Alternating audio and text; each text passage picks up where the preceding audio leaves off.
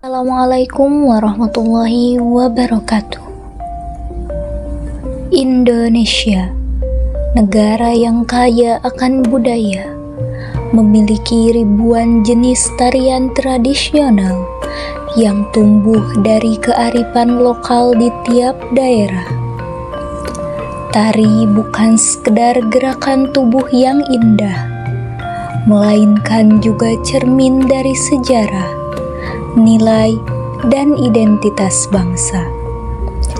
Dalam dunia pendidikan, seni tari lokal bisa menjadi jembatan untuk kolaborasi yang menghubungkan generasi muda dengan akar budaya, sekaligus membuka ruang untuk inovasi dan kreativitas.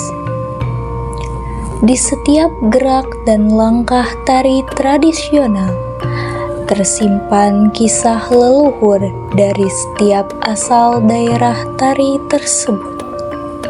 Sebuah warisan yang tidak hanya indah, tetapi juga syarat makna.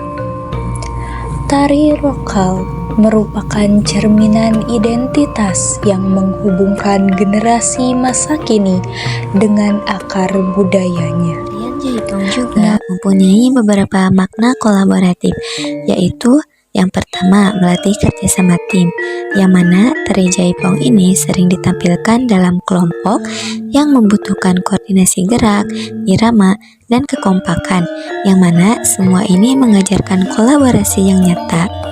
Yang kedua, integratif dan interdisipliner ini membuat penari bekerja lintas disiplin dalam tim. Dan yang ketiga, mengembangkan empati dan toleransi ketika penari belajar budaya daerah lain. Proyek kolaboratif yang kontekstual ketika penari diberi proyek untuk menampilkan Jaipong dan mempresentasikan sejarah serta maknanya. Ini menciptakan pembelajaran berbasis proyek yang kolaboratif dan bermakna.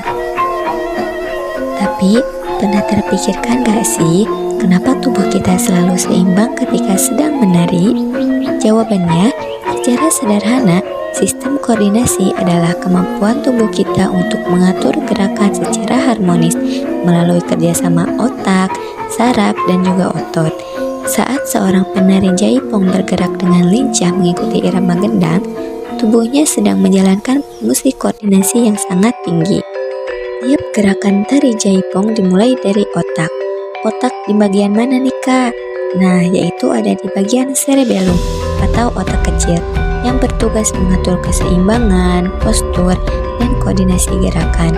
Kemudian, sinyal dikirim melalui sistem saraf ke otot-otot tertentu yang dapat mengaktifkan tangan, kaki, dan juga leher.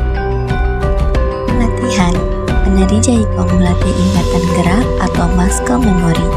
Ini melibatkan sistem saraf pusat dan motorik halus, yang mana motorik pusat dan motorik halus membantu mereka mengingat pola gerak secara rumit dan otomatis. Semakin sering dilatih, semakin halus dan presisi gerakan mereka. Koordinasi antara tangan, kaki, dan tubuh bagian atas sangat penting dalam menari Jaipong. Penari harus bisa melakukan gerakan asimetris, misalnya tangan kanan melambai cepat sambil kaki kiri melangkah dengan ringan, dan tubuh bagian atas tetap stabil. Ini bukan pekerjaan ringan bagi sistem koordinasi tubuh. Tari Jaipong bukan hanya milik panggung seni, ia juga memiliki potensi besar untuk diintegrasikan dalam dunia pendidikan sebagai sarana kolaboratif dan interdisipliner. Di sanggar maupun di sekolah-sekolah yang mengangkat ekstrakurikuler ini bisa menjadi wadah pembelajaran yang tidak hanya mengajarkan nilai-nilai yang telah disebutkan tadi di awal, tetapi juga mengajarkan nilai-nilai budaya, sejarah, dan bahkan karakter. Alasan, Jaipong mengajarkan lebih dari sekedar gerak tubuh. Ia menanamkan nilai disiplin, kekompakan, dan rasa percaya diri. Setiap gerakan, setiap hentakan kaki adalah hasil dari latihan dan kesabaran. Sebuah pelajar karakter yang tidak tertulis di buku tetapi tertanam dalam gerakan. Ajarkan kita, yaitu ketika tubuh pikiran, dan irama menyatu, terciptalah suatu harmoni dalam setiap langkah, sebuah bukti bahwa seni dan sains bisa menari bersama. Ia juga adalah simbol kekayaan gerak, kecerdasan tubuh, dan keindahan koordinasi manusia. Melalui Jaipong, kita belajar bahwa tubuh kita bukan hanya bergerak, tapi juga berpikir, merasakan, dan menyatu dalam irama. Jadi, mari lestarikan budaya, marilah kenali tubuh kita, dan mari terus bergerak bersama Jaipong dalam harmoni seni dan sains. Terima kasih telah menyaksikan. Sampai jumpa di gerakan berikutnya.